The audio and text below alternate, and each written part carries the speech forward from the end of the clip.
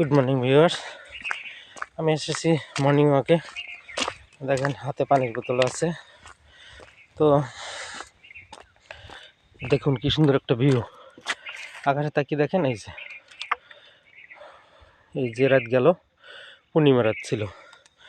কি সুন্দর একটা ন্যাচারাল ভিউ, তাই না? ঝাউ গাছ, যে একটা পার্ক করা হয়েছে মানুষের হাঁটার জন্য, হাঁটাচলা করার জন্য, মর্নিং ওয়াকের জন্য।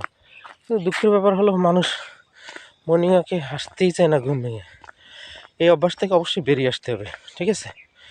মর্নিং ওয়াকে বের হলে কি হয়, আমাদের শরীরে ব্লাড সার্কুলেশন ঠিক হয়, রেশন প্রক্রিয়া ঠিক হয়, মেটাবলিজম বাড়ে, ব্লাড সুগার কন্ট্রোলে থাকে, ওয়েট ঠিক থাকে। তা এর যে এত উপকারিতা বলে শেষ করা যাবে না।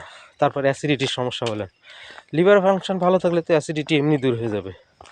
তো আমি বলবো আপনারা সবাই আসবেন প্রাতঃভ্রমণে, এসে এই সমস্ত ছোটোখাটো সমস্যা আপনি দূর করবেন, ঠিক আছে? রোগ হলে ডাক্তারের কাছে ছুটবেন না। আপনি নিজেকে আগে ডিফেন্সিভ সিস্টেম আপনার বডি ফাংশনের মধ্যে গড়ে তুলবেন, ঠিক আছে? আবার দেখা হবে আগামীকাল সকালে। সবাই ভালো থাকবেন। শুভ সকাল।